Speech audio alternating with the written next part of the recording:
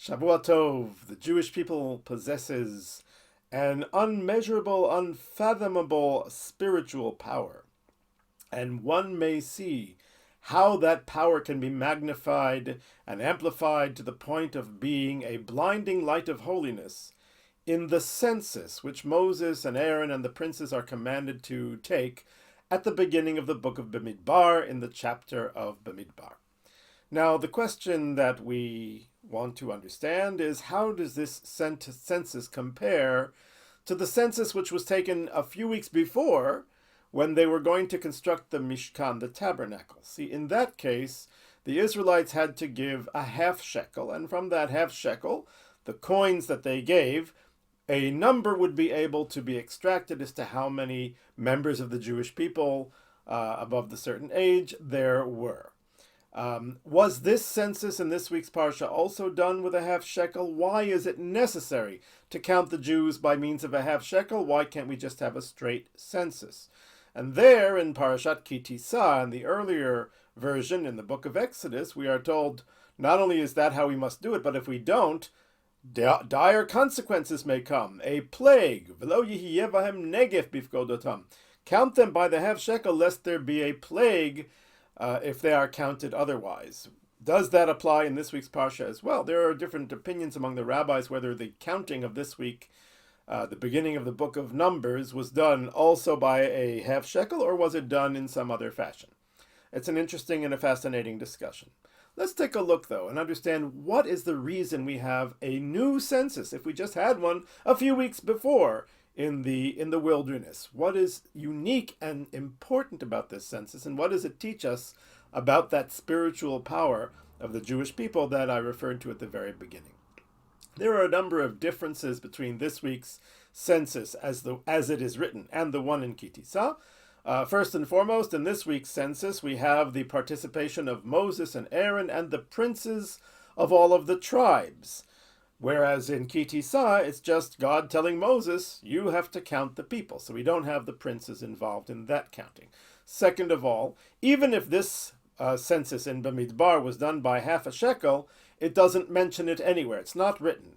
Whereas in Ki Tisa, that's the central feature of the counting, is that it is to be done by half a shekel. Thirdly, the consequence of not using a half a shekel is written in Ki Tisa, a possible plague, God forbid, whereas there is no such consequence listed in our Parsha. And finally, in our Parsha, the counting is to be done b'mispar shemot, for the names, the number of names, and the families. In other words, we're not just looking for a number, we're looking for identities, whereas in Ki Tisa, it's a straight-out number. So what is the difference between these two censuses? Sensi, I guess, I don't know. I think it's very relevant to the book of Numbers, because what is the book of Numbers really about? Until this point, we've been creating the Jewish people, and the Jewish people is the sum of its parts. It's the personal holiness and behavior of each and every individual Jew, and how they fit in with the entirety. And now, in this week's Parsha and in this book, we encounter the Jewish people as a nation preparing to march forward to their meeting of destiny with the rest of the world.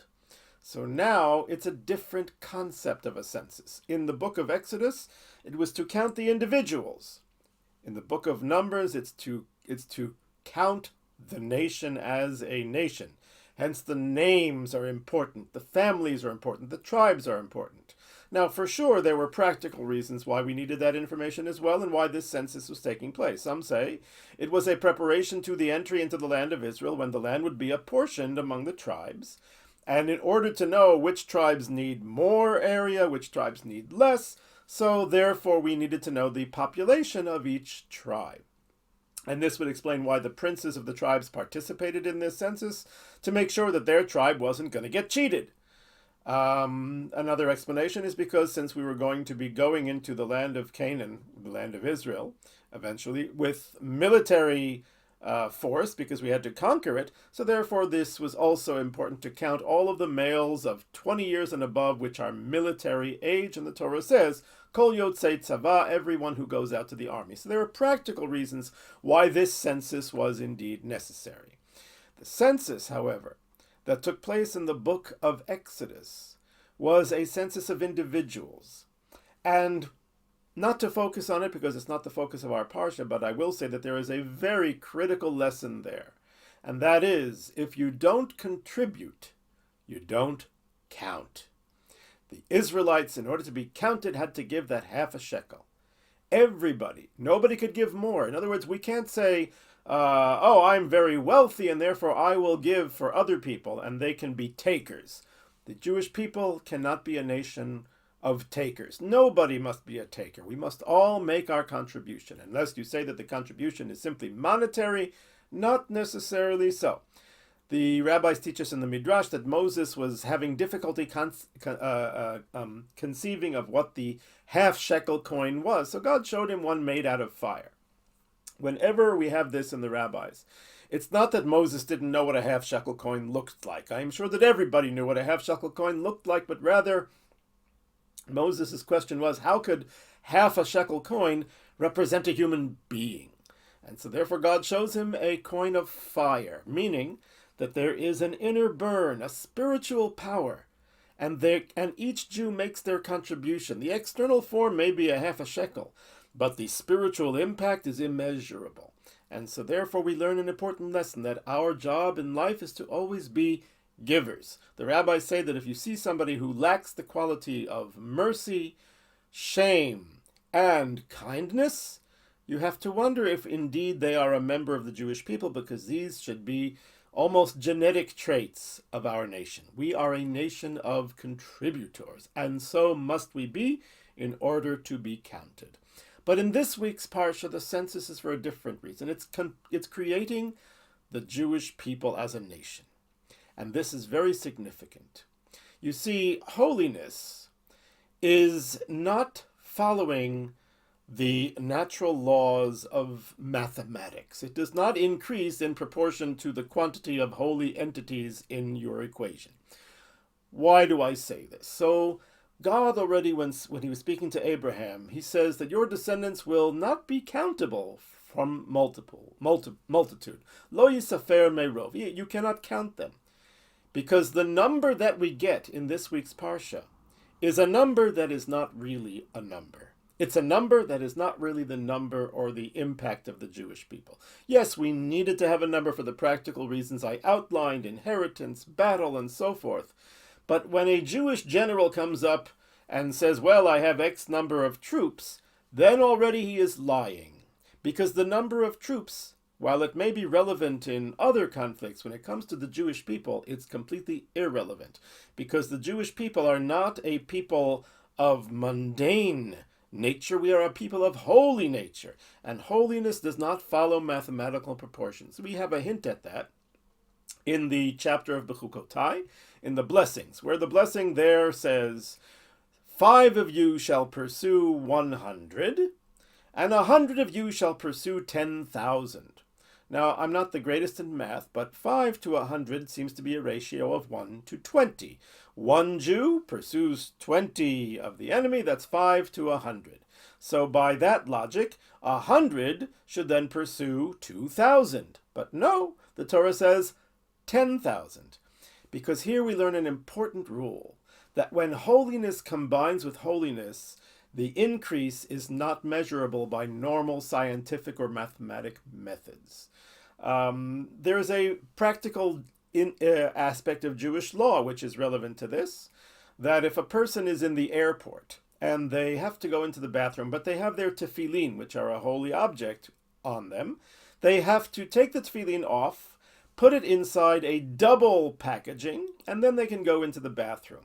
Rav Zalman Sorotzkin, the great rabbi of Lutsk, in his book Oznaim LaTorah, explains this. He says it's not you have two holy things. You have the Jew who is holy, and you have the tefillin which are holy, and they're coming into the bathroom, but they are separated. So therefore, the holiness is not that intense. But when two holinesses combine, the result is far greater than the sum of the individual parts. If the Jew would be wearing the tefillin on their head and on their arm, then that is so holy that that cannot be in the bathroom. Only when you separate them and put the tefillin in a strong separation, a double wrapping, then you are allowed to do that. And by the same extension, Rabbi Sorotskin explains the Jubilee year, which we discussed a couple of weeks ago.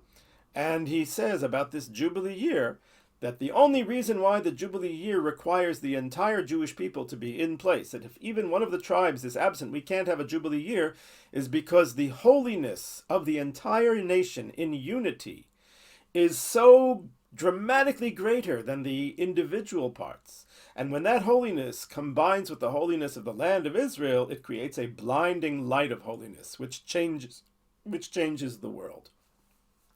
And so too, I believe that may be the reason why our census is so important.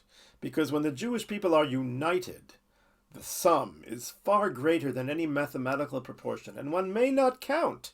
Practically, one cannot count the Jewish people. The general says, I have 200,000 soldiers.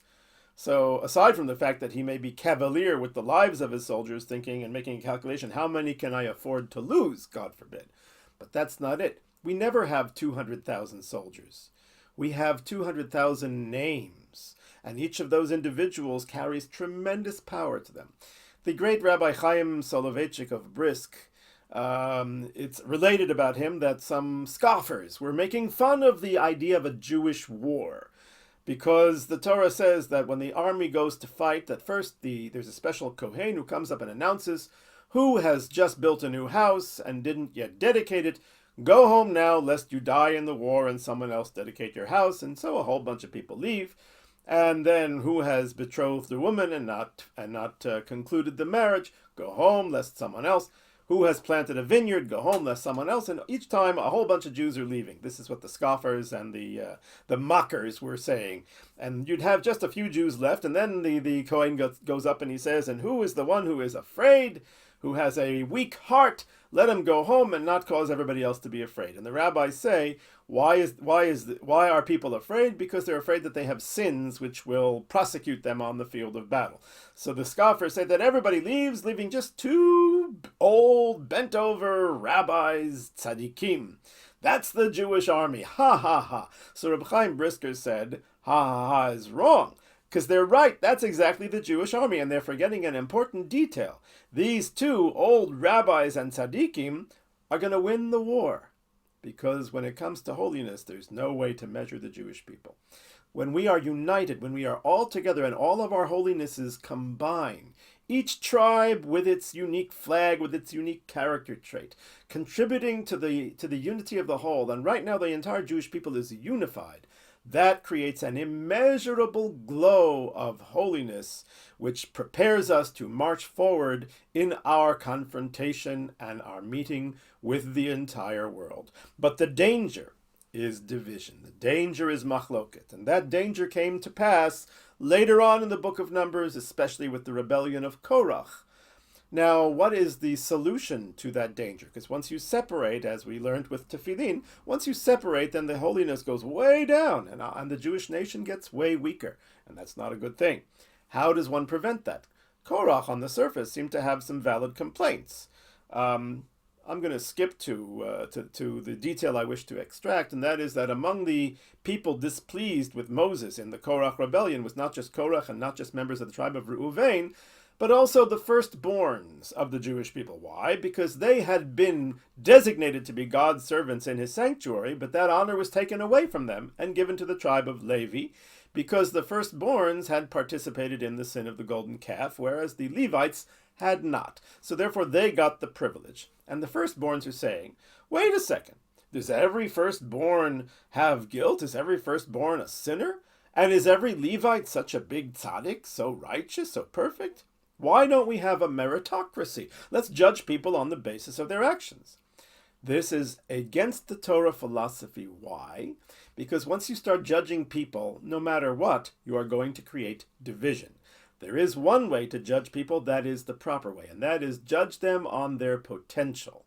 Instead of looking at a person who may behave poorly, who may be insulting, who may be difficult, but instead I look and I say, this is somebody who has the potential to be a most wonderful person. Then, instead of creating division, you create love. My teacher at yeshiva, The great Rav David Lifshitz, Zecher Tzadik Livracha, used to give a speech the first day of class every year. And his speech was, when a Jew greets another Jew, he says, Shalom Aleichem, and he shakes his hand. What is the meaning of Shalom Aleichem? Not just peace be upon you, but the word Shalom comes from the same root as Shleimut, completeness. May you achieve completeness. May you fulfill your potential. And I reach out my hand to shake your hand as if to say, I am here to do my part to help you however possible. When we start looking at each of the tribes with their unique character traits, and the tribe of Levi, yes, you know what, there may be some Leviim who didn't live up to their spiritual potential as members of the tribe of Levi, and the genetic code and the education and the unique character trait that went into creating these people. So they didn't, but they can. And we instead look at them in the eye of, how do I help each Jew to grow to achieve their potential? That creates tremendous unity. And when the people once again is unified, it is a spiritual power that is beyond anything we can imagine, and that is what enables Israel to march forward into the world and indeed to influence and change the course of human history for the good. Shavua Tov and happy Yom Yerushalayim.